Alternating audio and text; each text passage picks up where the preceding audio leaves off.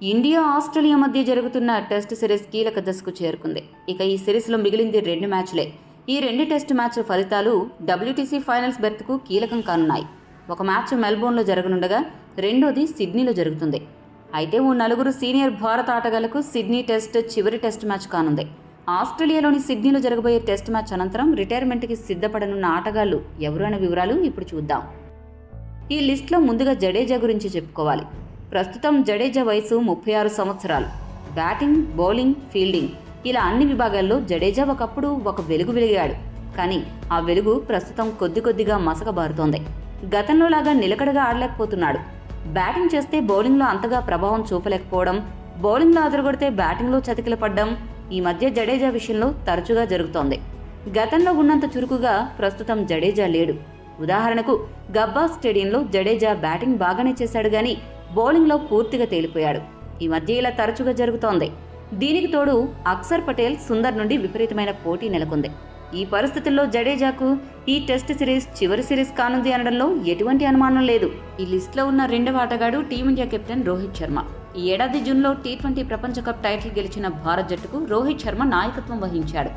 అయితే స్వదేశంలో బంగ్లాదేశ్తో జరిగిన టెస్ట్ సిరీస్ నుండి రోహిత్ కెప్టెన్సీ లెక్కలు మారిపోయాయి. ఈ మధ్యకాలంలో కెప్టెన్గా, బ్యాటర్గా వరుసగా ఫెయిల్ అవుతున్నాడు.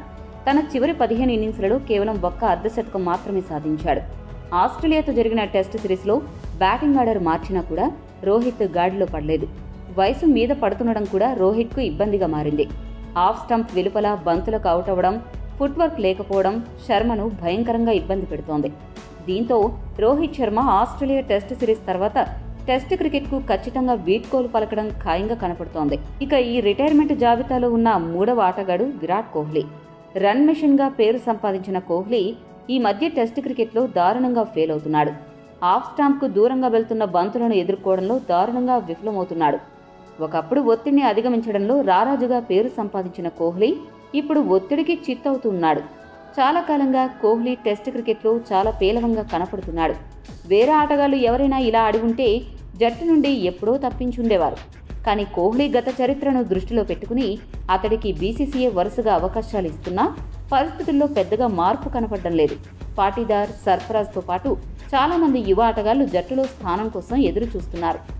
ఈ పరిస్థితుల్లో T20 క్రికెట్ లాగే టెస్ట్ క్రికెట్లో కూడా కోహ్లీ, రోహిత్ ఈ ఆస్ట్రేలియా సిరీస్ తర్వాత రిటైర్మెంట్ ప్రకటించే అవకాశాలు ఎక్కువగా ఉన్నాయి. ఇక ఈ లిస్టులో ఉన్న చివరి ఆటగాడు సీనియర్ బౌలర్ మహ్మద్ షమి. షమి ఈ మధ్యకాలంలో తరచుగా గాయాల పాలవుతున్నాడు.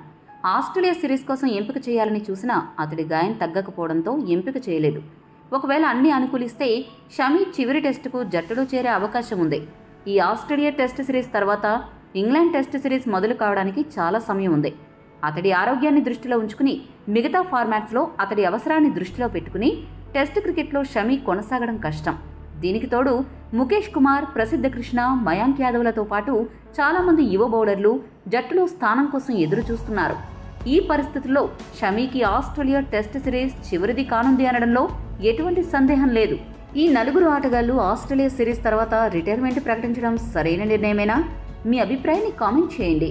మరిన్ని స్పోర్ట్స్ అప్డేట్స్ కోసం మా ఛానల్ను సబ్స్క్రైబ్ చేసుకోండి.